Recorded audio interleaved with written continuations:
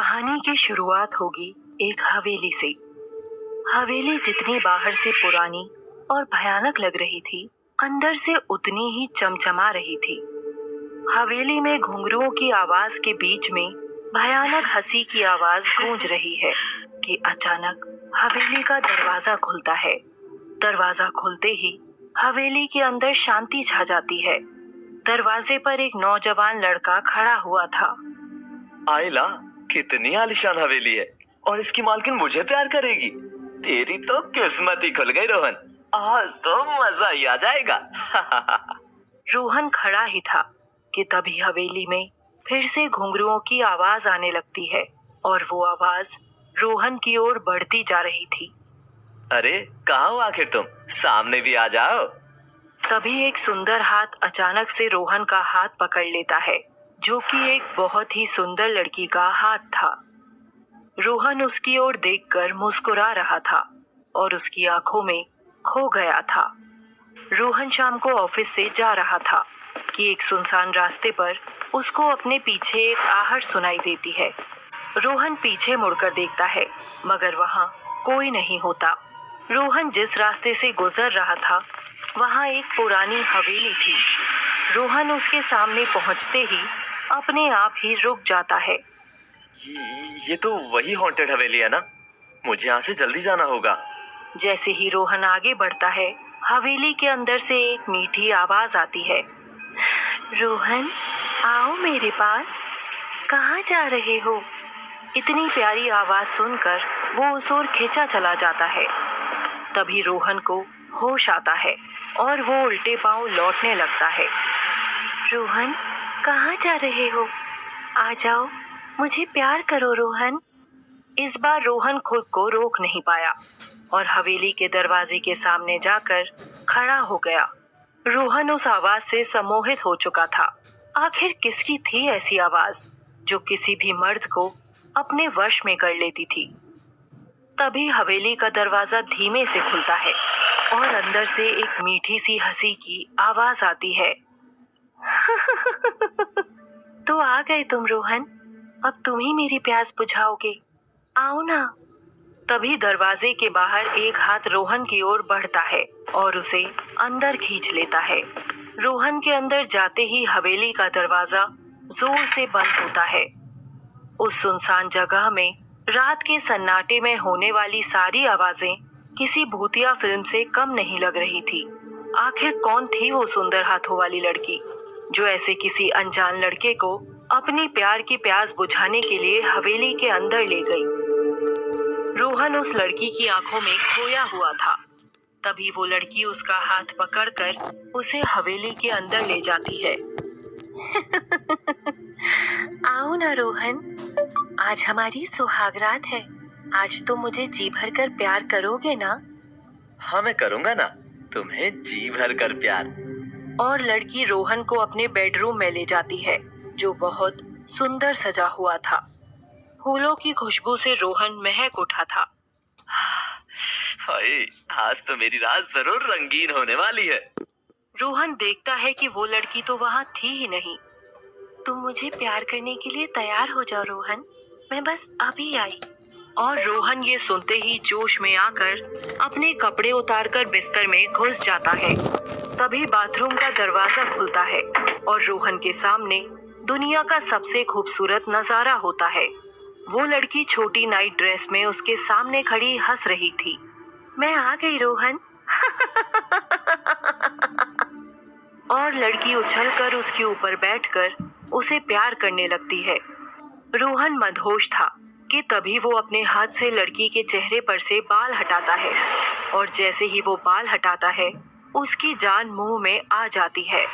वहां कोई हुस्न की मल्लिका नहीं, बल्कि ये चुड़ैल बैठी थी जो उसे अपनी हवस के जाल में फंसा रही थी। रोहन चुड़ैल को देखकर उसे धक्का मारता है, मगर वो कहाँ ही हटने वाली थी।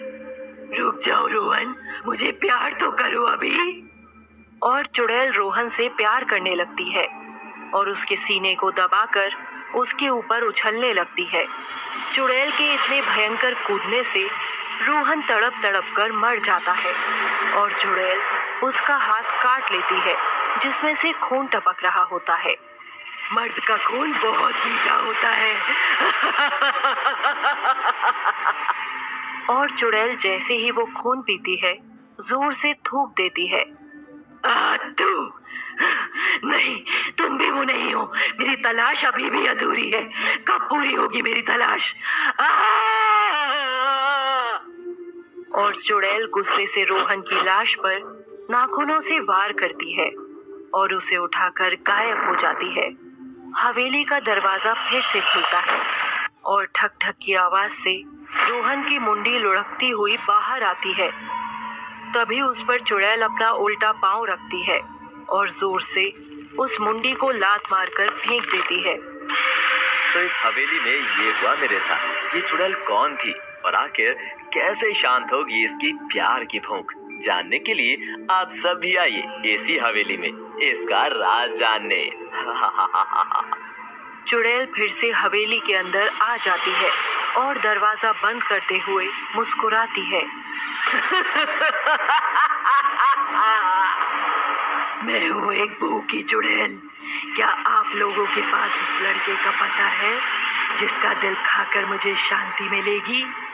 अगर पता है तो आप बताइए कमेंट बॉक्स में, और अपनी इस चुड़ैल को भी अधिक प्यार करें। हवेली के पास छिपकर कोई ये सब देख रहा था, मगर आखिर ये चुड़ैल किसकी तलाश में है जो इसकी हवस का शिकार बनने वाला होगा? सेक्शन ए पहले से ही अपनी डॉक्यूमेंट्री सबमिट करा चुका है, मगर सेक्शन बी एकदम ही नालायक है। मैं तुम सबको 7 दिन का समय और देता हूँ। या तो अपनी डॉक्यूमेंट्री लेकर आओ, वरना इस बार तुम सब फेल हो। ये सुनते ही क्लास में बैठे सभी स्टूडेंट्स डर जाते हैं। टीचर के जाने के बाद गाइस, लगता है इस बार मैटर बहुत सीरियस हो गया है। हाँ यार, लगता है अब तो काम करना ही होगा। मगर आखिर हम लोग करेंगे क्या? मेरे पास एक आइडिया है। क्यों ना हम सब मिलकर एक हॉरर फिल्म शूट करें? ये सुनते ही सबकी आंखों में चमक आती है। मगर हम भूत अब कहाँ से लेकर आएंगे? तभी रागिनी बोल पड़ती है। दोस्तों, मुझे एक जगह पता है जिसके बारे में मुझे मेरी दादी बताया करती है। यहाँ से थोड़ी दूर खन्यारा नामक एक कस्बा है, वहाँ हमें कुछ मिल सकता है। रागिनी की बात सुनते ही सब खुश होते हैं। एक मिनट, क्या नाम बताया तुमने? खन्यारा? ये मेरे दिमाग में क्यों नहीं आया? दोस्तों, मैंने भी इसके बारे में बहुत सी कहानियां सुनी है और वहाँ मेरे मामा भी रहते हैं, तो हम वहाँ चल सकते हैं। रागिनी, सूरज, तुम दोनों भी चल रहे हो ना? अगर सूरज चलेगा तो मैं नहीं जाऊंगी। हाँ, वैसे भी मुझे तुझ जैसी नकचड़ी लड़की के साथ जाने का कोई शौक नहीं है। कम ऑन गाइस, अब ऐसे मत करो। हम सब फ्रेंड्स ही तो हैं और मिलकर फिल्म बनाएंगे तो जल्दी काम होगा। मगर मुझे ये सब सही नहीं लग रहा। एक हॉन्टेड जगह पर जाना गलत डिसीजन है यार। शुभम की बात सुनकर सब उसका मजाक बनाते हैं। ओहो फट्टू कहीं के, आज के जमाने में भूत की बातों से डर रहे हो? और वैसे भी अब उस जगह को टूरिस्ट प्लेस बना दिया गया है, तो डरने की कोई बात नहीं है। Let's go to the Khanyara. हवेली में कांच के सामने बैठी चुड़ैल बाल संवार रही थी। तभी वो आईने में खुद के चेहरे के पास जाकर उसे सूंघती है। आओ, जल्दी आओ, मुझे प्यार चाहिए, मेरा शरीर तड़प रहा है उसके लिए। और चुड़ैल अपनी मुंडी चारों ओर जोर जोर से घुमाते हुए हवेली के दरवाजे पर जाकर उल्टी लटक जाती है। सातों दोस्त खन्यारा के लिए निकल जाते हैं। अच्छा रवि, मुझे भी ज्यादा नहीं पता खन्यारा के बारे में, मगर आखिर क्या है वहाँ ऐसा? वहाँ एक चुड़ैल है। चुड़ैल? कैसी चुड़ैल? So funny. कामिनी चुड़ैल। हाँ, पर कहा जाता है कि वहाँ की हवेली में आज भी भटकती है और जवान मर्दों को अपनी हवस का शिकार बनाकर खा जाती है। ओह शिट, इसका मतलब वो इस रागिनी को नहीं खाएगी? हाँ, नहीं, पर तुम्हें जरूर खा जाएगी। सब लोग बात कर ही रहे थे कि अचानक उनकी गाड़ी के आगे कोई आ जाता है और सूरज जोर से ब्रेक लगाता है और सबको झटका लगता है।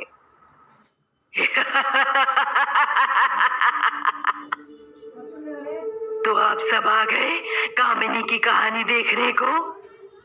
तो अब किसका इंतजार कर रहे हो? इसे शेयर और लाइक करें। और हाँ सुनो, सब्सक्राइब नहीं किया तो चुड़ैल यहाँ भी खून पीने आ जाएगी। ऐसी डरावनी कहानियों से प्रेरित हॉरर कहानी का मजा लेने के लिए जुड़े रहें आपके अपने भूतिया चैनल SSG एनिमेशन हिंदी से। आ गए कामिनी के हुस्न में फंसकर आप सब भी? अब आ ही गए हैं तो आखिरी तक देखे बिना ही जाना नहीं, वरना कामिनी को पसंद है इंसानी खून पीना।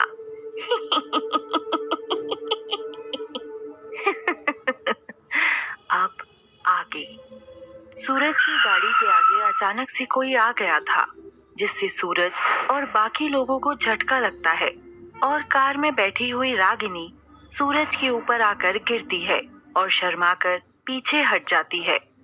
गाइस, क्या कोई अभी हमारी गाड़ी के नीचे आया क्या? और सब पीछे मुड़कर देखते हैं तो सड़क पर एक बूढ़ी औरत उल्टी पड़ी नजर आती है, जिसका चेहरा दिखाई नहीं दे रहा था। गाइस, लगता है हमने किसी बुढ़िया को अपनी गाड़ी से उड़ा दिया है। अब क्या होगा? तभी शुभम को वहाँ से कुछ लोग उनकी ओर आते हुए नजर आते हैं। सूरज, लगता है उन लोगों ने हमें देख लिया है। मैंने कहा था ना कि यहाँ नहीं आते हैं। मुझे तो ये पूरी की पूरी जगह ये भूतिया लग रही है। आओ शुभम, ऐसे डरो मत, मेरा हुस्न तुम्हारा इंतजार कर रहा है शुभम। चुड़ैल की मीठी आवाज शुभम के कानों में जैसे ही पड़ती है उसका दिमाग फिर जाता है। कोई बात नहीं दोस्तों, इसी एडवेंचर में तो मजा है। एक काम कर सूरज, गाड़ी से सब लोगों को भी उड़ा दे। सब लोग शुभम को आश्चर्य से देखते हैं। तभी सैम शुभम का कंधा थपथपाता है, जिससे शुभम चुड़ैल की हवा से बाहर आता है। वो लोग आ रहे हैं सूरज, कुछ करो। और शुभम पीछे झांक कर देखता है तो वो बुढ़िया औंधे मुंह अभी भी सड़क पर ही पड़ी थी। सब लोग शुभम को पागल समझकर ध्यान ही नहीं देते हैं। गाड़ी वहीं खड़ी थी और लोग उनकी ओर बढ़ रहे थे। तभी वो उनकी गाड़ी के पास आकर कांच खटखटाते हैं। बेटा, इस सुनसान जगह पर तुम सब क्या कर रहे हो?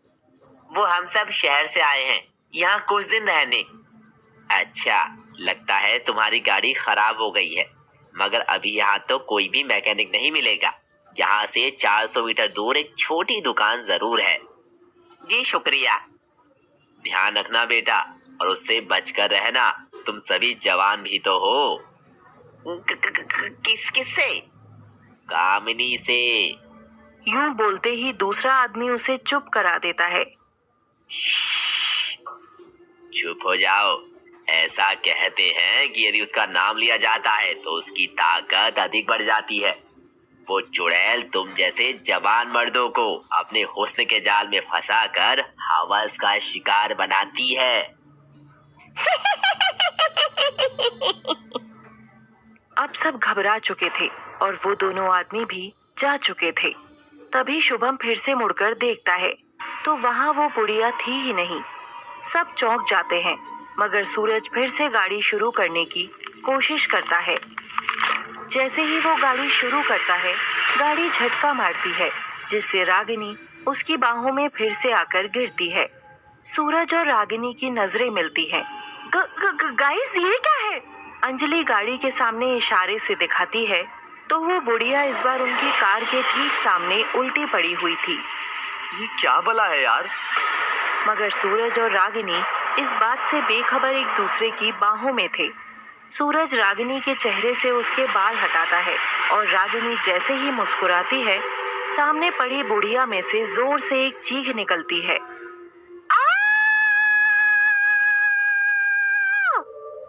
बुढ़िया की चीख से आसपास का जंगल भी सहम गया था। तभी वो भागते हुए आती है और उछलकर उनकी गाड़ी पर आकर चिपक जाती है।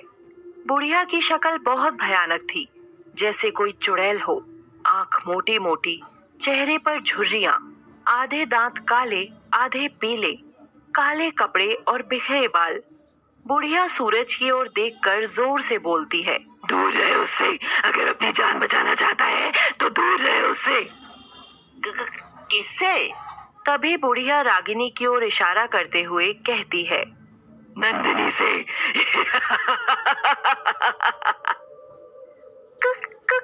कौन नंदिनी? और वो अचानक से गाड़ी से कूदकर जंगल में भाग जाती है। ये क्या था यार? क्या हमें अभी भी ये फिल्म बनानी चाहिए? सच बताओ, मेरी तो अभी से हवा टाइट हो गई है। और उन सबको वही दो आदमी वापस आते हुए नजर आ रहे थे।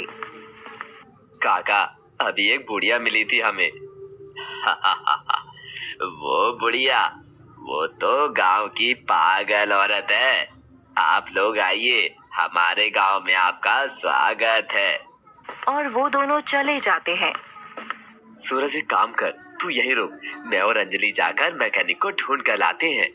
और दोनों वहां से गांव की ओर जाते हैं। थोड़ी दूर चलते हुए सैम अंजलि से बात करने लग जाता है, मगर अंजलि सैम की एक भी बातों का जवाब नहीं दे रही थी। अंजलि, तू कुछ बोल क्यों नहीं रही है? उस पागल बुढ़िया की बातों से डर गई है क्या?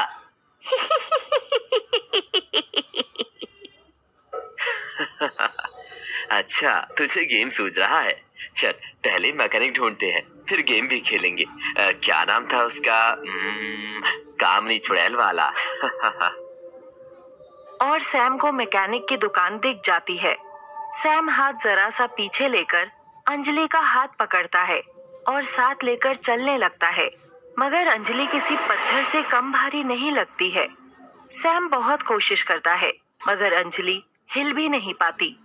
तभी घबराया हुआ सैम टेढ़ी नजर से अंजलि के पांव की ओर देखता है, जो कि उल्टे थे। ये देखते ही सैम जोर से चीखता हुआ मुड़ता है, तो पीछे तो कोई था ही नहीं। मम्मी, भूत! सैम की आवाज मैकेनिक के कानों तक पड़ती है, मगर तब तक सैम डरता हुआ भागने लगता है। सैम दौड़ता हुआ अपने दोस्तों के पास जाता है। क्या हुआ सैम तुझे? सूरज, वो अंजलि भी एक चुड़ैल है, मैंने अभी देखा। तभी अंजलि गाड़ी में से बाहर झांकती है। बताऊं तुझे कि ये चुड़ैल क्या कर सकती है तेरा इडियट कहीं का। तू यहाँ कैसे आई? सैम, तुम अंजलि की गाड़ी से उतरने से पहले ही अकेले ही गांव के अंदर चले गए थे। हमने पीछे से तुम्हें बहुत आवाज भी लगाई, मगर तुमने एक न सुनी। मगर ये कैसे हो सकता है? और सैम फिर से याद करता है। बुढ़िया दूर खड़ी ये सब देख रही थी। जो दिखता है वो नहीं होता। जिस कहानी को ये सब बनाने आए थे, वो कहानी तो सालों पहले ही कामिनी लिख चुकी है। मैं और अंजलि गांव के अंदर जाते हैं। हाँ ठीक है। सैम गाड़ी से उतरता है, मगर जैसे ही अंजलि उतरने लगती है, उसका दरवाजा खुलता ही नहीं है और अचानक गाड़ी के बगल में एक काली परछाई आ जाती है, जो सैम के साथ चलने लगती है। अरे सैम, तुम कहाँ जा रहे हो? मैं तो अभी उतरी ही नहीं, रुको तो। मगर सैम चला जाता है और वो काली परछाई अंजलि का रूप ले लेती है। सैम को कुछ समझ नहीं आ रहा था कि तभी पीछे से कोई आकर उसके कंधे पर हाथ रखता है और वो डरता हुआ मुड़ता है, तो पीछे मैकेनिक खड़ा था। साहब जी, मैंने आपको देखा था। लगता है आपकी गाड़ी खराब हो गई है। कब देखा था और कौन था मेरे साथ? आप तो अकेले ही थे साहब जी। फिर आप वहाँ दुकान के बाहर आकर उल्टे पांव ही भाग गए थे। सैम ये सुनकर समझ जाता है कि ये सब उसका वहम ही था और मैकेनिक उनकी गाड़ी ठीक करने लगता है। सॉरी साहब जी, ये तो अभी ठीक नहीं होगी। एक काम करो दोस्तों, हम पैदल ही चलते हैं। और सारे दोस्त अपना सामान उठाकर गांव के अंदर चले जाते हैं। रुको गाइस, मेरे मामा जी का मकान आ गया। और रवि और बाकी लोग भी वहां चले जाते हैं। अरे मेरे बच्चों, तुम सब हमारे गांव में आए, यही बड़ी बात है, वरना आजकल शहरों के बच्चे तो बस। लेकिन मामा जी, हम चाहते हैं कि हम किसी होटल में रुकें, ना कि आप लोगों पर बोझ बने। और सूरज की जिद देखकर रवि का मामा मान जाता है। बेटा, हमारे गांव की हवेली अब टूरिस्ट प्लेस है, तुम वहां रह सकते हो और वहां गौरी तुम्हें गाइड कर देगी। गौरी? कौन गौरी? वो वही मिल जाएगी, बड़ी ही प्यारी बच्ची है। अब जाओ, अंधेरा हो गया है, अपना ख्याल रखना। और सातों लोग हवेली की ओर निकल जाते हैं। जैसे जैसे वो हवेली के करीब जा रहे थे, ऐसा लग रहा था जैसे कयामत आने वाली हो, और सब हवेली के बाहर आकर खड़े हो जाते हैं। क्या मस्त महल जैसी हवेली है यार। कहाँ हम मामा की झोपड़ी में रहते और कहाँ ये आलीशान हवेली। तभी अचानक से हवेली का दरवाजा थोड़ा सा खुलता है। तभी संजू की नजर जंगल में पेड़ के पीछे खड़ी उस डरावनी बुढ़िया पर जाती है। गाइस, देखो, वो वहाँ। मुझे तो यही चुड़ैल लगती है यार। अचानक हवेली के अंदर से घुंघरू की आवाज आने लगती है। सब लोग डरते हुए अंदर झांकते हैं और अचानक से दोनों दरवाजे जोर से खुलते हैं। जानते हो क्या है कामिनी का राज? अगर नहीं जानते तो जाओ आप सब भी हवेली के अंदर। अगर कामिनी चुड़ैल के बारे में सब जानना है तो देखिए हमारी ये डरावनी कहानी केवल SSG एनिमेशन हिंदी पर। मैं जानती हूँ आप सभी बेताब हैं कामिनी के हुस्न को देखने के लिए, मगर इसके लिए आपको बदले में मुझे कुछ देना भी होगा। क्या? आपका प्यार और सब्सक्राइब्स।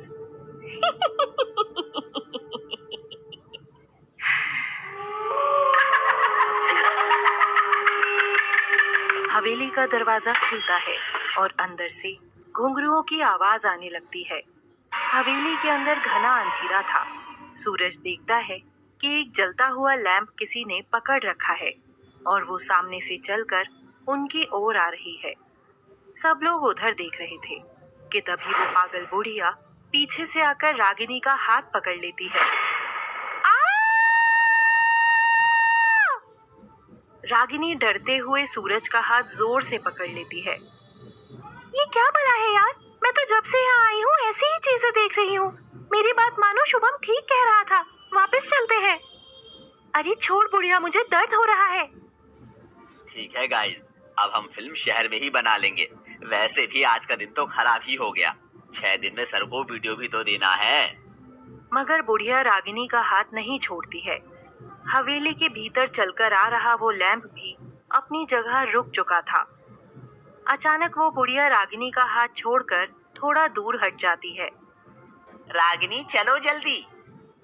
और रागिनी जैसे ही कदम आगे बढ़ाती है, वहाँ जोर से हवा चलने लगती है और तभी वो बुढ़िया जोर से चिल्लाती है, रुक जा, नंदिनी।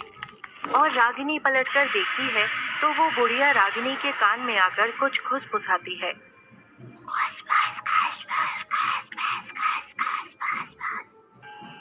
और बुढ़िया की खुसफुसाहट सुनते ही रागिनी के पांव एकदम रुक जाते हैं और बुढ़िया भी हंसते हुए किसी जानवर की तरह चारों हाथ पांव के बल आकर जंगल में भाग जाती है।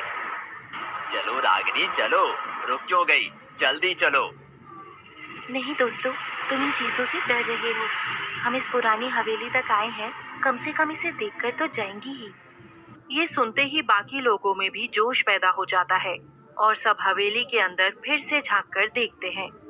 तभी वहाँ रोशनी जलती है और हवेली के अंदर एक सुंदर सी पतली कमर वाली लड़की खड़ी होती है जो उन सबको देखकर मुस्कुरा रही थी। आपको दौलत काका ने भेजा है क्या? हाँ हाँ, हमें मामा जी ने ही भेजा है। आइए, मेरा नाम गौरी है। बड़ा ही प्यारा नाम है। गौरी और सूरज दोनों एक दूसरे की ओर देखकर मुस्कुराते हैं और सब लोग हवेली के अंदर चले जाते हैं, सिवाय रागिनी के। तभी गौरी रागिनी के कंधे पर हाथ रखती है और रागिनी चौंक कर उसकी ओर देखने पर बस उसे देखती ही रह जाती है। गौरी सच में बहुत ही सुंदर थी। क्या हुआ? आप यहाँ पर क्या कर रही हैं? वो बुढ़िया वहाँ जंगल में से हमें देख रही है। गौरी उसे देखते ही घबरा जाती है और रागिनी का हाथ पकड़कर उसे हवेली के अंदर ले जाती है और घबराते हुए दरवाजा बंद कर लेती है। अब सब अंदर आ चुके थे। क्या हुआ? आप सब अंदर महफूज हैं, बस बाहर मत जाना। उस पागल बुढ़िया पर चुड़ैल का साया है। पर मामा ने कहा था कि सब ठीक है यहाँ। हाँ, यहाँ सब ठीक है। 6 महीनों से कोई चुड़ैल नहीं दिखी, मगर शायद उसने गांव के बाहर से ही आप जवान मर्दों का पीछा कर लिया होगा। मगर आप फिक्र ना करें, वो यहाँ नहीं आ सकती है। और सब हवेली को चारों ओर नजर फैलाकर देखते हैं। यार ये हवेली तो एकदम महल जैसी है, क्या ये आपकी ही है? नहीं तो, मैं यहाँ काम करती हूँ। तभी एक कुबड़ निकला हुआ बूढ़ा वहाँ पानी के ग्लास लेकर आता है। पानी। बाबा आप? वो मेरे बाबा हैं बहादुर। गांव वालों ने मुझे और बाबा को यहाँ की देखभाल के लिए रखा हुआ है। आप सब अब अपने अपने कमरों में जाकर आराम कर लीजिए। आइए साहब जी, आपको आपके कमरे दिखा देता हूँ। लड़कियाँ ऊपर की मंजिल में रहेंगी और लड़के नीचे। और सब अपने अपने कमरे में चले जाते हैं। यार बहुत थक गई हूँ, अब नहा लेती हूँ। और अंजलि बाथरूम के गेट को छू रही होती है कि तभी उसे अंदर से गुनगुनाने की आवाज आती है। ला ला ला ला ला ला ला ला ला ला। कौन है? कोई अंदर है क्या? मैं दरवाजा खोल रही हूँ। और अंजलि जैसे ही दरवाजा खोलती है, देखती है शावर के नीचे कोई और नहीं बल्कि अंजलि खुद ही खड़ी होती है। दूसरी अंजलि दरवाजे की ओर खड़ी होकर नहाते हुए अंजलि की ओर देखती है और मुस्कुराती है। आओ अंजलि, मेरे साथ नहाओ। बाथरूम में खड़ी अंजलि की ओर अपना हाथ बढ़ाती है। ये सब देखते ही अंजलि का तो होश उड़ जाता है और वो जोर से चीखते हुए वहीं बेहोश हो जाती है।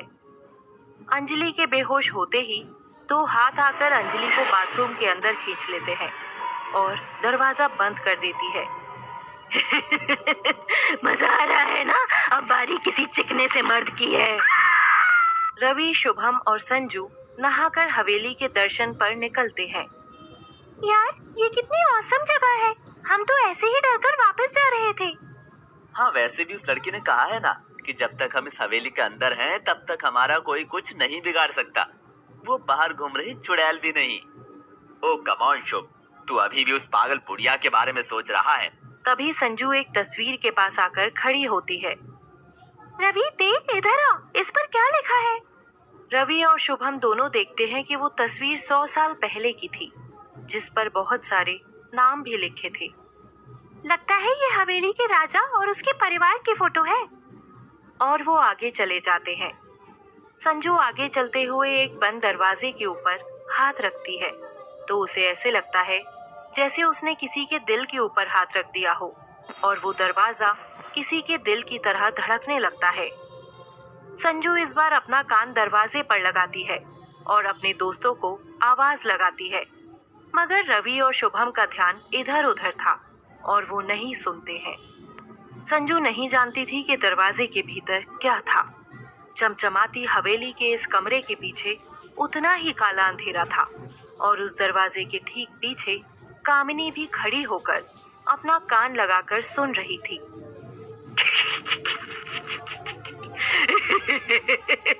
आजा लड़की, आजा।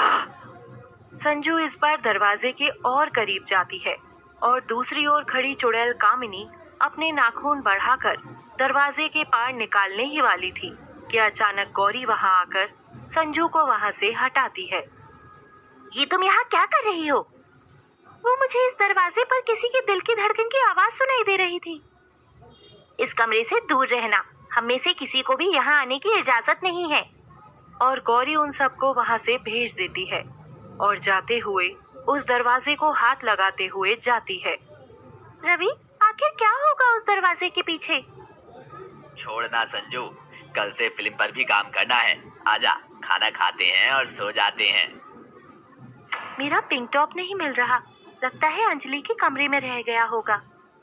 और रागिनी अंजलि के कमरे का दरवाजा खटखटाती है, मगर जब अंजलि दरवाजा नहीं खोलती है तो रागिनी खुद ही अंदर चली जाती है। और जैसे ही वो पाँव रखती है उसे कुछ गीला गीला लगता है। रागिनी देखती है कि जमीन पर चारों ओर खून ही खून फैला था। रागिनी ये देखकर जोर से चिल्लाती है। तभी सूरज उस ओर से गुजर रहा था। वो रागिनी की चीख सुनकर उस तक आता है। क्या हुआ रागिनी, तुम चीखी क्यों? सूरज, वो खून। मगर जैसे ही सूरज जमीन पर देखता है तो वहाँ केवल पानी होता है। मगर ये इतना पानी आया कैसे? और तभी उन्हें बाथरूम से नल चलने की आवाज आती है, जिसका दरवाजा अंदर से लॉक था। सूरज दरवाजा तोड़ देता है और दोनों देखते हैं अंजलि बाथ टब में डूब रही है और पानी बह रहा है। सूरज अंजलि को बाथ टब से निकालता है और कमरे में सुला देता है। हर चीज का इतना ध्यान रखने वाली लड़की ने आखिर इतनी बड़ी लापरवाही कैसे की? इसको होश में आने में समय लगेगा, तभी पता चलेगा कि आखिर ये सब हुआ कैसे। सूरज और रागिनी अंजलि को सुलाकर चले जाते हैं। अंजलि के सिरहाने कोई उसका सिर सहला रहा था, जो कि कामिनी चुड़ैल ही थी। सो जा मेरी मुन्नी, रात हो गई, सो जा वरना कामिनी काट खाएगी। अब कौन बनेगा मेरा शिकार? गौरी सबको खाना परोस रही थी। अच्छा गौरी, ये कामिनी कौन है? कामिनी का नाम सुनते ही गौरी के हाथ कांपने लगते हैं और उसके हाथ से बाउल गिर जाता है। तुम्हें किसने बताया? हम तो यहाँ उसी की कहानी जानने आए हैं। क्या तुम कुछ जानती हो? हाँ, यहाँ खन्यारा में सालों पहले उसका प्रकोप था, मगर क्या? अब यहाँ कोई कामिनी नहीं है। और बेटिया, तू भी अब डरना बंद कर दे। माफ करना बच्चों, मेरी गौरी थोड़ी कमजोर दिल की है। अब यहाँ किसी भी चुड़ैल का प्रकोप नहीं है, सब अच्छा है। आप जैसे मेहमान मिलते रहेंगे तो हमें खाना भी मिलता रहेगा। मतलब? बाबा का मतलब है कि हम गरीबों को काम मिलता रहेगा। और सब खाना खाकर अपने अपने कमरे में सोने चले जाते हैं। शुभम खन्यारा में चल रही चीजों की वजह से डरा हुआ था ही, मगर शुभम की एक कमजोरी थी और वो थी जवान लड़कियों का चमकता हुस्न। और जब शुभम सोता है तो उसके कानों में छन छन की घुंघरुओं की आवाज आती है और एक बहुत मीठी आवाज उसे बुलाती है, शुभम, मैं आ गई तुम्हें खुश करने मेरे शुभम। और शुभम ये आवाज सुनकर जाग जाता है और देखता है कि कमरे में घूंघट किए पतली लचकती कमर के साथ इठलाते हुए एक लड़की आती है। तो आपने क्या सोचा था कि कामिनी कोई डरावनी सी भद्दी सी चुड़ैल है? पर नहीं, कामिनी के हुस्न के जाल से तो आज तक कोई नहीं बच पाया है। आप भी नहीं बच पाएंगे। आ जाओ मेरे लोगों, रात हो गई, आ जाओ मेरे पास, कामिनी तुम सबको प्यार करेगी। शुभम के सामने खड़ी हुस्न की मल्लिका शुभम को उसका दीवाना बना रही थी। कामिनी, मेरी जान, आ जाओ मेरे पास। ये बिस्तर ऐसी ही मल्लिका का इंतजार कर रहा था। और कामिनी शुभम के ऊपर बैठकर उसे प्यार करने लगती है। तभी आहिस्ता से उसके गले को पकड़कर पीछे की ओर घुमा देती है। शुभम की हल्की सी चीख निकलती है और वो मर जाता है। से गुजर रहे रवि को सुनाई देती है और रवि शुभम के कमरे की ओर जाता है। ये कैसी आवाज है? और रवि शुभम के कमरे की ओर बढ़ रहा था। कामिनी उसके पाँव की आवाज सुनकर मुस्कुराती है और शुभम की छाती में अपना मुंह डालकर उसका खून ऐसे पीती है जैसे वो कोई जूस हो। शुभम, अबे यार, तूने सबको इतना डरा दिया है कि मुझे तेरे रूम से अजीब आवाजें आ रही हैं। रवि ये कहता हुआ शुभम के कमरे में घुसता है, मगर वहां तो कोई भी नहीं होता। ये देख रवि वापस चला जाता है और रवि सीढ़ियों की ओर जाता है। आज तो यहाँ कोई भी नहीं है, क्यों ना उस बंद दरवाजे के पीछे का राज देख कर आऊं। और रवि उस कमरे के पास जाकर उसे खोलता है।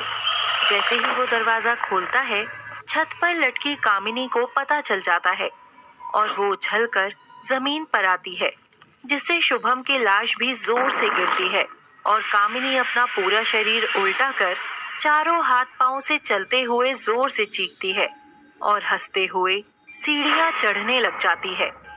कामिनी सीढ़ी चढ़ते हुए अपनी गर्दन पीछे की ओर मोड़ती है।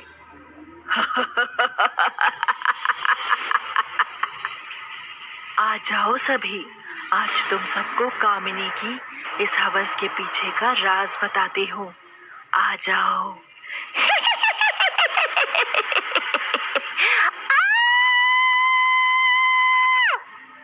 रवि इन अजीब आवाजों को सुनकर जैसे ही पलटता है, कमरे का दरवाजा बंद हो जाता है और रवि फिर जरा सी रोशनी जलाता है। अरे, ये दरवाजा तो जाम हो गया है। मैं तो अब यहाँ फंस गया हूँ। रागिनी अंजलि के साथ हुई हरकत से परेशान अपने कमरे की खिड़की के पास खड़ी थी कि तभी सूरज भी वहां आ जाता है। रागिनी, मैं जानता हूँ तुम बहुत परेशान हो। अंजलि ठीक हो जाएगी। और सूरज रागिनी के हाथ पर हाथ रखता है। तभी रागिनी को कुछ धुंधला सा नजर आता है। रागिनी अचानक अपना हाथ हटा लेती है और वहां से चली जाती है। हाँ, अब इसे क्या हुआ है? और सूरज जैसे ही पलटता है, अपने पीछे गौरी को खड़ा पाता है। झटके से गौरी का पांव लड़खड़ा जाता है, जिससे सूरज उसको अपनी बाहों में ले लेता है। गौरी का रूप एकदम गांव की सुंदरी जैसा था। लचीला बदन, बड़ी बड़ी आंखें। सूरज खुद को गौरी का चेहरा सहलाने से नहीं रोक सका।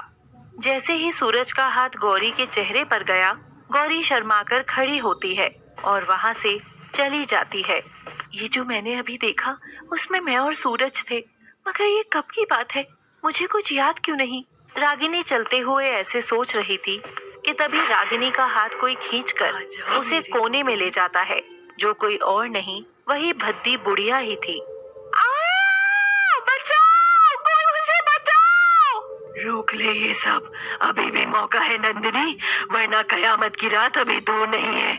उस दिन अगर उन दोनों का मिलन हो गया तो इस चुड़ैल की हवस की प्यास जन्मों जन्मों तक नहीं बुझेगी और फिर ना जाने ऐसे कितने ही मर्द उसकी हवस के आगे बलि चढ़ेंगे। रागिनी कुछ सोच पाती कि उससे पहले ही वो बुढ़िया अंधेरे में ही गायब हो गई। ये कहाँ गई? दरवाजा तो बंद है, तो ये गायब कैसे हो गई? हो ना हो चुड़ैल तो यही है। रवि टॉर्च लेकर कमरे के अंदर की चीजों को देख रहा था कि तभी उसके पीछे खड़ी कामिनी चुड़ैल हंसती है। रवि नहीं जानता था कि वो इस कमरे में अकेला नहीं है। कोई तो राज है इस हवेली का, जो मामा भी नहीं जानते हैं। रवि टॉर्च लेकर दीवारों पर लगी तस्वीरों को देखता है, जिस पर ढेर सारी धूल जमा थी। रवि अपने हाथों से धूल साफ कर देखता है तो वो इस हवेली की ही तस्वीर थी, जिसमें एक हुस्न की मल्लिका खड़ी थी, जो कोई और नहीं, वही कामिनी थी। रवि एक एक कर सारी तस्वीरें देखता है और फिर आखिरी तस्वीर से धूल साफ करता है। उस तस्वीर को देखते ही रवि के हाथ से टॉर्च गिर जाती है और उसकी तो आंखें एकदम से बाहर ही आ जाती हैं। ये कैसे हो सकता है? संजू और सैम भी अपने अपने कमरे में बैठे हुए बातें कर रहे थे। सैम, क्या तुझे यहाँ डर नहीं लग रहा? डरना क्या है यार, तू भी ऐसी बातें कर रही है जैसे 21वीं सदी में चल रही ये सारी चुड़ैल वुड़ैल की कहानियां सच हो।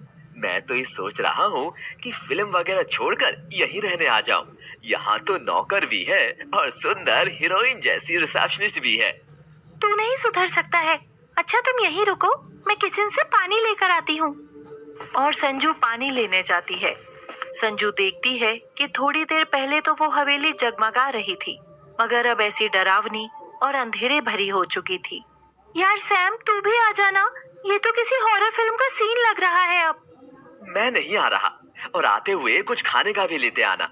आलतू चलालतू, आई बला को टालतू, कामिनी चुड़ैल भाग जा तू। संजू पूरी किचन में देख लेती है, मगर उसे कहीं भी पानी नहीं मिलता है। ये कैसी बात है, यहाँ तो एक बूंद भी पानी नहीं है। संजू किचन में लगे नल को खोलती है, पर उसमें पानी की जगह खून बह रहा था, जिसके छींटे संजू के चेहरे पर गिर गए थे। संजू घबराती हुई जैसे ही मुड़ती है, अपने पीछे लैंप लेकर खड़े बहादुर को देखती है। आपने तो मुझे डरा ही दिया। क्या हुआ लड़की, इतनी रात को तुम यहाँ क्या कर रही हो? वो पानी, खून, नल में से खून। घबराते हुए और संजू जब नल की ओर इशारा करते हुए दिखाती है तो वहाँ तो पानी ही था। अचानक हवेली में फिर से वही रोशनी भी आ जाती है। हाँ, ये कैसे हुआ? लगता है मैं अब पागल हो रही हूँ। पानी चाहिए? वो भंडार गृह में भरा हुआ रखा है। आओ मेरे साथ, मैं दे देता हूँ।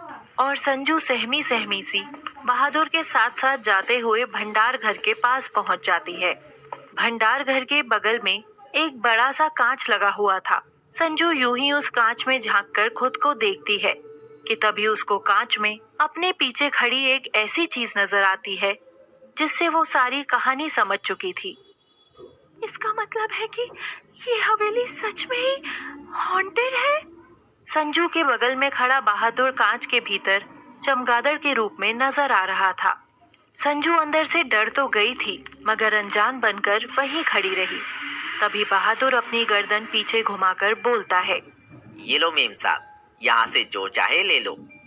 और संजू को भंडार घर के अंदर धक्का दे देता है, जिसमें अंधेरा ही अंधेरा था। बहादुर दरवाजा बाहर से बंद कर हंसता हुआ वहां से चला जाता है। संजू कमरे की रोशनी जलाती है और जैसे ही वो कमरे में देखती है, उसके चारों ओर लाशों का ढेर पड़ा हुआ था। अब संजू समझ चुकी थी कि यहाँ आकर उन सब ने जिंदगी की सबसे बड़ी गलती कर दी थी। दरवाजा खोलो, खोलो कोई, सैम मुझे बचा लो, सैम मैं मरना नहीं चाहती। तभी कोने में पड़ा रोहन का हाथ रेंगता हुआ संजू की ओर बढ़ने लगता है और दूसरी ओर रोहन का कटा हुआ सर जोर जोर से हंस रहा था। तो कामनी ने तो अपने जाल में लड़की को भी फंसा लिया। ही हा हा हा हा हा। कोई भी नहीं बचेगा कामनी के प्रकोप से। सब मरेंगे हमारी ही तरह। हा हा हा हा हा। तभी संजू के कंधे पर पीछे से कोई हाथ रखता है। संजू पलटकर देखती है तो वो शुभम की लाश थी, जो अब बाकी की जैसी ही हो चुकी थी। शुभम का आधा चेहरा सड़ चुका था। वो संजू की ओर देखकर मुस्कुराता है। हमारी भूतिया फैमिली में तुम्हारा भी वेलकम संजू। और सारी लाशें एक साथ आकर संजू पर हमला कर देती हैं।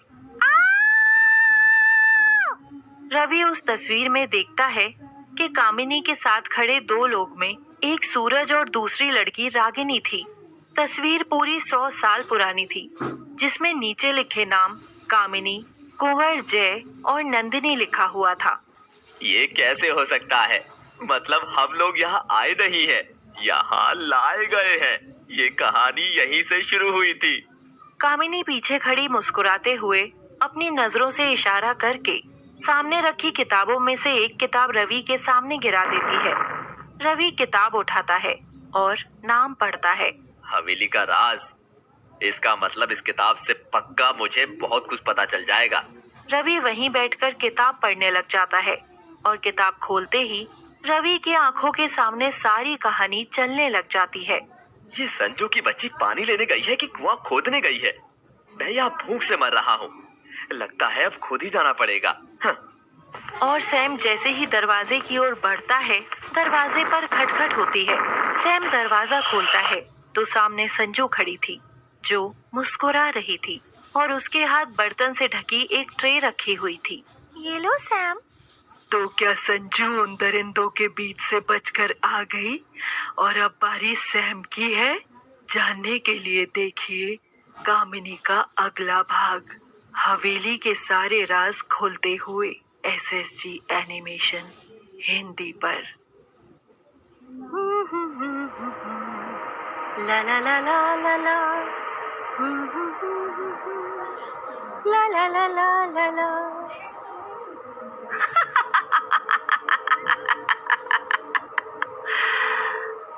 क्यों, आप सब भी फंस गए ना कामिनी के हुस्न के जाल में? आओ मेरे पास, डरो नहीं, मेरा हाथ पकड़ो। मैं आप सबको बहुत प्यार करूंगी और फिर एक एक करके सबका खून पी जाऊंगी।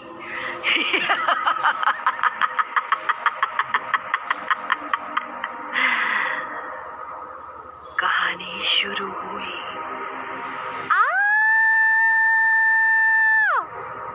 लो सैम, तुम्हें भूख लगी है ना? हाँ यार, भूख तो जोर की लगी है। और संजू वो ट्रे लेकर अंदर आ जाती है और सैम को देते हुए खुद बिस्तर पर बैठ जाती है। सैम जैसे ही ट्रे खोलता है तो देखता है उसके अंदर तो संजू का ही कटा हुआ सिर रखा था, जो उसे देखकर जोर से हंसती है। सैम डरते हुए सामने देखता है तो संजू तो बेड पर बैठी थी, तो फिर वो क्या था? सैम डर कर भागने लगता है कि तभी कमरे का दरवाजा बंद हो जाता है और बेड पर बैठी संजू भी जोर से हंसती है। तभी ट्रे में रखा संजू का सिर हवा में उड़ता हुआ बेड पर बैठी संजू के पास जाता है और वो उसके बालों को हाथ से पकड़ लेती है। अब संजू की मुंडी दूसरी संजू के ही हाथ में थी।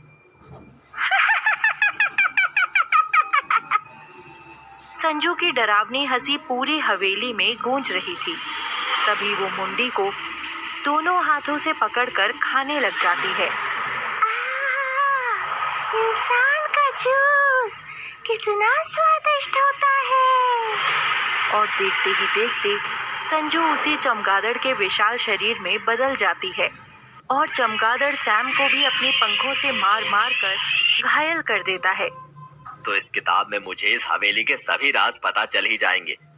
तो कामिनी की कहानी आज से 100 साल पहले शुरू हुई थी। हवेली के आलीशान कमरे में बैठी एक लड़की पर्दे की आड़ में सज रही थी। उसके आसपास खड़ी नौकरानियां उसे गहनों से सजा रही थी। तभी कमरे में एक और नौकरानी आती है। कुंवर साहब आ गए। क्या कहा? वो आ गए? तभी वो सामने रखा सामान इधर उधर फेंक कर गुस्सा करती है। तुम सब इतना धीमे काम क्यों कर रही हो? कुंवर आएंगे और मुझे तैयार नहीं देखेंगे तो क्या सोचेंगे? मुझे और अधिक सुंदर लगना है। बड़ी मालकिन, पर वो अकेले नहीं हैं। ये सुनते ही वो अपनी जगह से उठती है और पर्दे से बाहर आती है, जो कि कामिनी ही होती है। बड़ी मालकिन, कुंवर साहब किसी लड़की के साथ आए हैं। कामिनी ये सुनकर खुद पर काबू नहीं कर पाई और भागकर नीचे आ गई। कामिनी का पति कुंवर जय कामिनी की ओर देखकर मुस्कुराया। कामिनी, ये नंदिनी है। इस बेचारी का इस दुनिया में कोई नहीं था, इसीलिए मैं इसे यहाँ ले आया। इतनी बड़ी हवेली में ये भी रह लेगी। कामिनी नंदिनी की ओर देखती है। हाँ, इतनी साधारण सी लड़की, इससे ज्यादा तो मेरी नौकरानियों के पास जेवर है।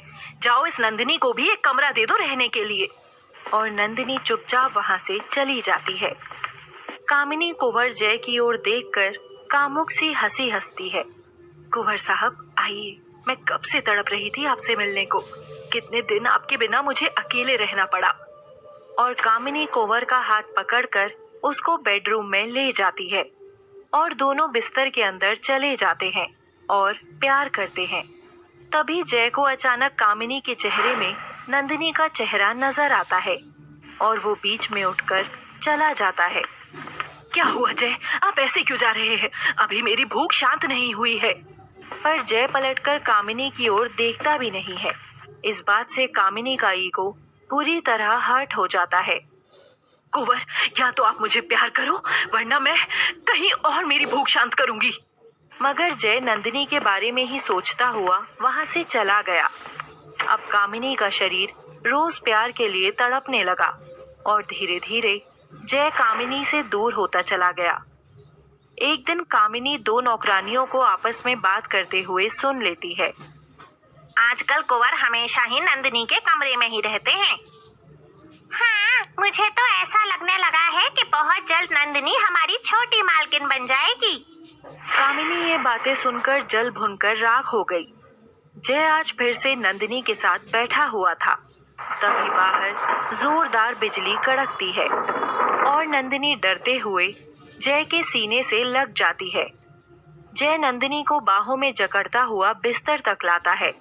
नंदिनी, मैं तुम्हें प्यार करना चाहता हूँ। मैं भी यही चाहती हूँ। और दोनों का मिलन हो जाता है। तभी कामिनी दोनों को ऐसे बिस्तर में एक साथ देख लेती है और वो दिन इस हवेली का श्राप बन जाता है। कामिनी क्रोध में भरकर वापस आती है और कमरे में जोर जोर से चीखते हुए, सामान इधर से उधर फेंकते हुए अपने कपड़े फाड़ने लग जाती है। तूने ये ठीक नहीं किया जय। तूने मेरे अंदर के शैतान को जगाया है। अब देखना मैं क्या करती हूँ।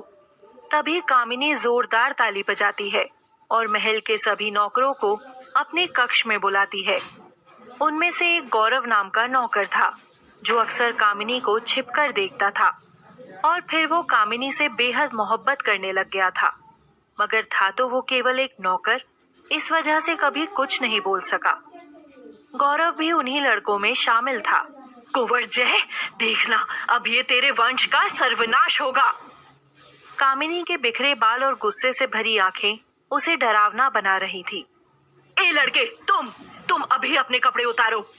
नौकर डरते हुए अपने कपड़े उतार देता है और कामिनी उसके शरीर पर हाथ फेरते हुए उसका हाथ थामकर कमरे में बने उस गुप्त तहखाने के अंदर उसे ले जाती है और वहां की बत्ती जलाती है, जहां नीचे चारों ओर शैतानी चीजों के बीच में एक लाल रंग की सेज सजी थी, जिस पर गुलाब की पंखुड़ियां महक रही। इस बिस्तर पर लेट जाओ और मुझे प्यार करो। और नौकर ऐसा ही करता है। उसके बाद तभी अचानक कामिनी एक खंजर उठाकर उसके सीने में जोर से मारने लगती है। तुम मेरी भूख शांत नहीं कर पाए, तुम्हें जीने का कोई हक नहीं है। और कामिनी एक एक कर और भी नौकरों के साथ ऐसा ही करती है। उस दिन गौरव की बारी नहीं आती है और सब वापस चले जाते हैं। ना ही बाकी नौकर ये जानते थे कि आखिर नीचे क्या हो रहा है। अगले दिन अचानक से हवेली में से इतने लड़कों के गायब होने तक कुंवर को शक हो जाता है और वो हवेली पर कड़ी नजर रखने लगता है। अब जय कामिनी से दूर और नंदिनी के नजदीक आ चुका था और एक दिन उसने नंदिनी से शादी कर उसे हवेली की छोटी मालकिन भी बना ही दिया। ये देख कामिनी फिर से शैतान के पास गई। उस नंदिनी की वजह से अब जय कभी मेरे पास नहीं आएगा। कामिनी, तुम्हें और लड़कों को अपने हवस की बलि चढ़ाना होगा। उसके बाद उनके रक्त से नहाकर तुम में और कामुक शक्ति आएगी, जिससे तुम जय और नंदिनी को हमेशा के लिए अलग कर सकोगी। हाँ। और कामिनी अब अपने अगले शिकार पर निकलती है। बहुत सुंदर सी तैयार होकर बाकी नौकरों को अपने कमरे में बुलाकर वैसा ही करती है। वो एक एक कर सब लड़कों के साथ प्यार कर उन्हें मारती जाती है। अब बारी गौरव की थी। कामिनी बाहर आकर कमरे में गौरव के करीब जाती है। कामिनी का हुस्न देखकर गौरव उसके पीछे पीछे चला जाता है और कामिनी उसी तरह गौरव से भी प्यार करने लगती है। मगर कयामत की बात तो तब थी कि गौरव के प्यार से इस बार कामिनी की प्यास शांत हो गई थी। ये कैसे हुआ? कामिनी ने इसी खंजर को उठा लिया था। तभी गौरव कामिनी को सहलाता है और कहता है, मैं तुम्हें दिल से प्यार करता हूँ कामिनी। क्या तुम उम्र भर मुझसे यूं ही प्यार करोगी? मैं तुम्हें कभी भी निराश नहीं करूँगा। कुंवर जय और नंदिनी कामिनी का पीछा करते हुए उसी तहखाने में पहुंच जाते हैं। जय देखता है कि कामिनी किसी लड़के के ऊपर बैठी हुई है और आसपास लाशों का ढेर लगा हुआ था। तभी जय पीछे से आकर कामिनी के बालों को पकड़कर खींचता है और घबराकर कामिनी गौरव के ही सीने में खंजर घुसा देती है। कामिनी को जिंदगी में पहली बार खुशी हुई थी, मगर वो अपने हाथों से ही गौरव को मार चुकी थी। ये देख कामिनी जोर जोर से रोते हुए गौरव के सीने पर सिर पटकती है, जिससे उसके खून लग जाता है। जय अब कामिनी को बालों से घसीटता हुआ वहां से उठाता है। मैं नहीं जानता था कि तुम एक चुड़ैल हो। अपनी हवस की आग में तुम इतनी आगे बढ़ चुकी हो। उस आग में तुमने न जाने कितने ही मासूमों की जान ले ली है, पर अब और नहीं। और जय और नंदिनी कामिनी को सजा देने के लिए वहीं जिंदा जला देते हैं। नहीं, मैं वापस जरूर लौट कर आऊंगी और फिर से शुरू होगा कामिनी का खेल। नंदिनी डरते हुए जय के गले लगती है और दोनों कामिनी को जलता हुआ छोड़ तहखाने को बंद कर बाहर आ जाते हैं। अब से यहाँ बस हम दोनों ही रहेंगे। और नंदिनी और जय दोनों आराम से रहने लगते हैं। मगर कुछ दिन बाद ही रात में सबके सोने के बाद अक्सर हवेली में घुंघरू की आवाजें गूंजती थी। एक दिन नंदिनी के सोने के बाद जय के कानों में एक आवाज आई, जय उठो, जय आ जाओ प्यार करें। जय आवाज सुनकर आंखें खोलता है तो उसके ठीक सामने कामिनी का जला हुआ चेहरा था। कामिनी उछलकर तुरंत जय के ऊपर बैठ जाती है, जिससे नंदिनी की भी आंखें खुल जाती हैं। कामिनी कामिनी नंदिनी को घूर कर देखती है। श्श्श, अब अगले एपिसोड में मिलना मुझसे नंदिनी। तब तक के लिए मुझे प्यार करो जय।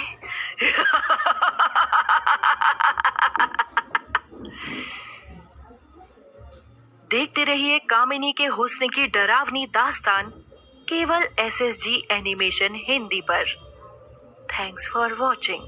आज सारी रात से पर्दा उठ जाएगा। क्या लगा था तुम सबको कि मैं चुड़ैल हूँ?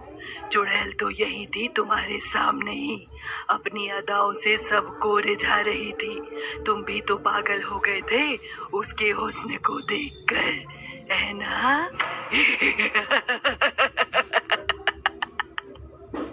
रवि पूरी किताब पढ़ने के बाद उसमें लगी तस्वीर देखता है।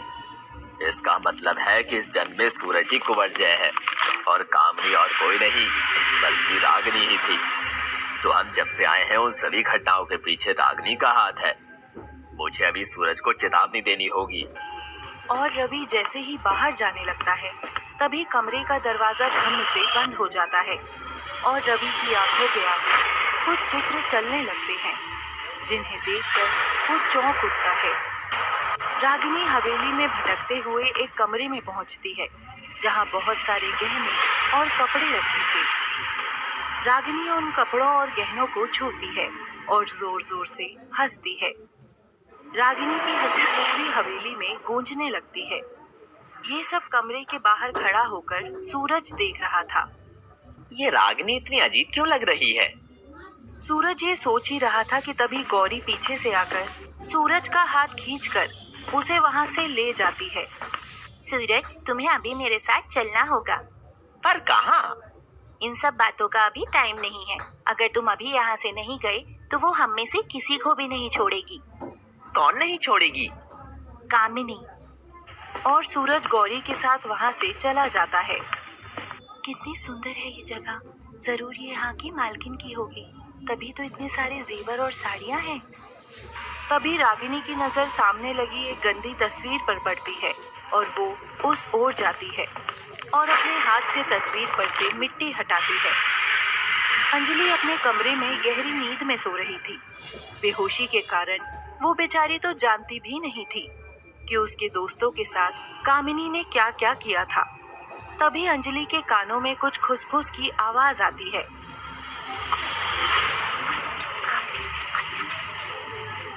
आवाज के कारण अंजलि की आंखें तुरंत खुल जाती हैं और अंजलि अपने दोनों हाथ अपनी गर्दन की ओर ले जाती है और उसे पीछे की तरफ मोड़कर तोड़ देती है। अंजलि ने अपनी ही जान ले ली थी। उसकी लाश बेड पर पड़ी हुई थी जिसकी मुंडी पीछे की ओर मुड़ी हुई थी। अचानक अंजलि के हाथ झटपटाते हैं और वो जोर से खड़ी होती है। अंजलि की मुंडी फिर से सीधी होती है और वो जोर से हंसने लगती है।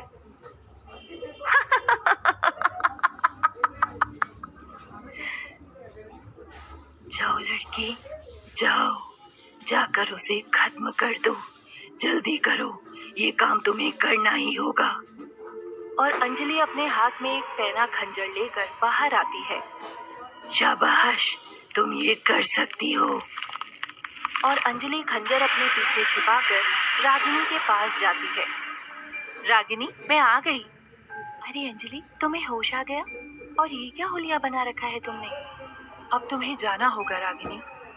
जाना होगा? मगर कहाँ? और अंजलि बिना कुछ बोले ही रागिनी पर जोरदार हमला करती है। तभी रागिनी का हाथ पकड़कर कोई उसे साइड कर देता है और अंजलि दूर जाकर गिरती है। इससे पहले कि अंजलि खड़ी होती, रागिनी कमरे से बाहर आकर उसे अंदर ही बंद कर देती है। खोलो, खोलो, मुझे हुक्म पूरा करना है। तुम्हारा मरना जरूरी है, बहुत जरूरी है। मगर मुझे वहां से किसने बचाया? रागिनी देखती है कि उसके पीछे वही बुढ़िया खड़ी हुई है। रागिनी उसे देखकर चौंक जाती है। तभी रवि भी रागिनी को ढूंढता हुआ वहां आ जाता है। तुम तो वही चुड़ैल हो ना? तुमने ये अंजलि को क्या कर दिया? तुम आखिर हमारा पीछा क्यों नहीं छोड़ देती हो? चली जाओ यहाँ से, चली जाओ।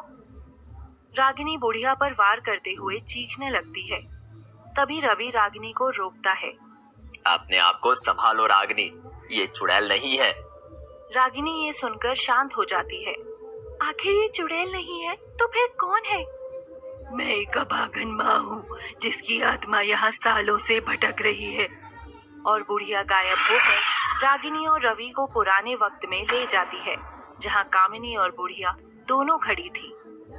कामिनी, तू जो ये सब कर रही है ठीक नहीं कर रही है।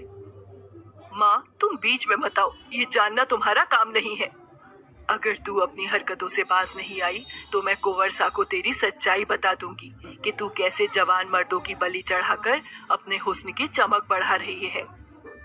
माँ, मेरे रास्ते में अगर कोई भी आया तो मैं उसे हटा दूंगी, भले ही वो मेरी माँ ही क्यों ना हो।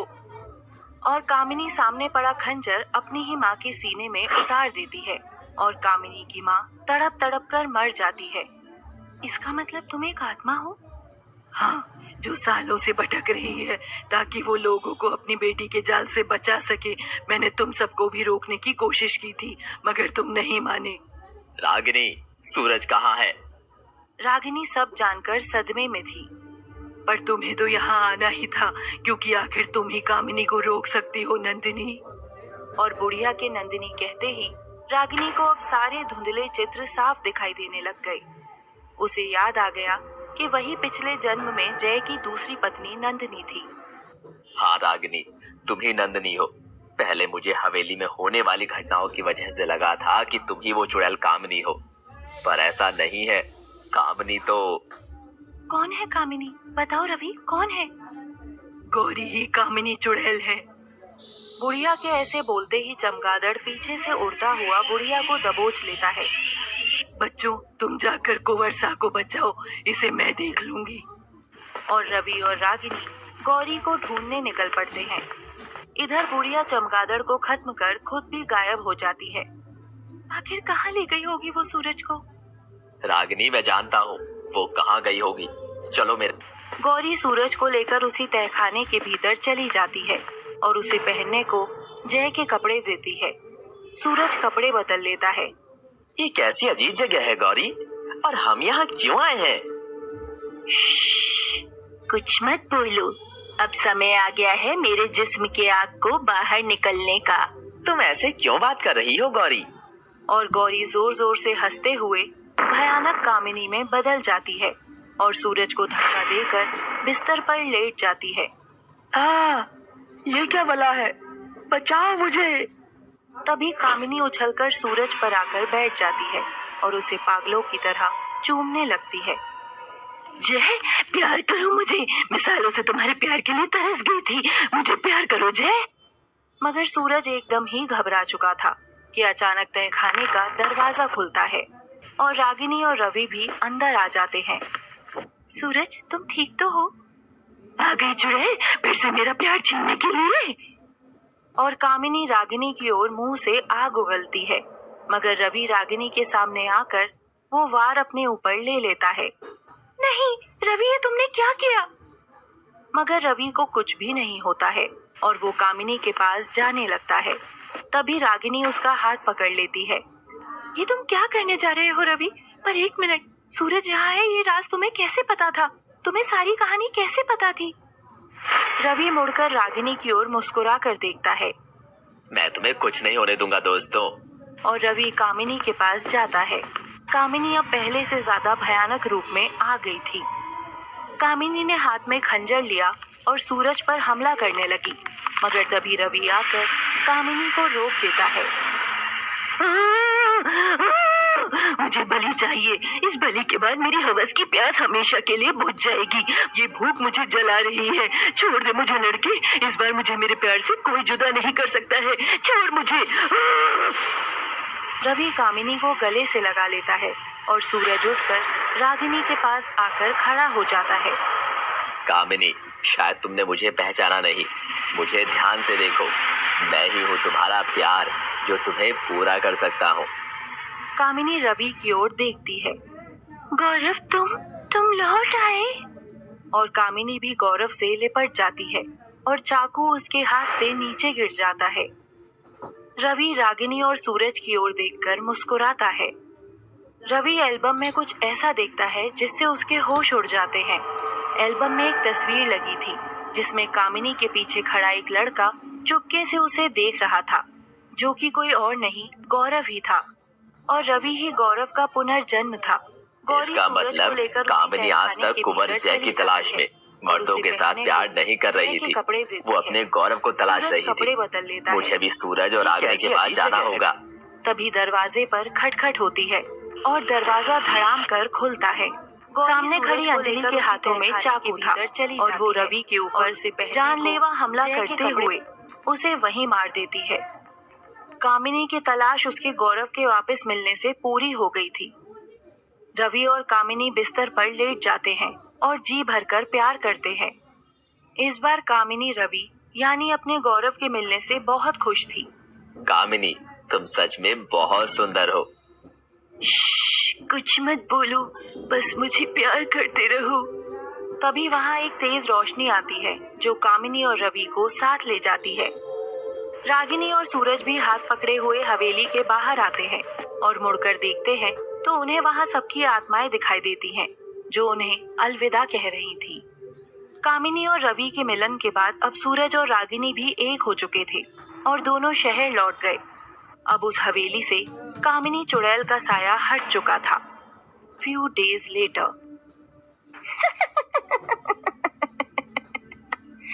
क्या लगा, कहानी का यहाँ अंत है? ये तो बस शुरुआत है। चुड़ैल के किस्से कभी खत्म नहीं होते। इसके लिए आगे भी देखते रहिए हमारा चैनल SSG एनिमेशन हिंदी।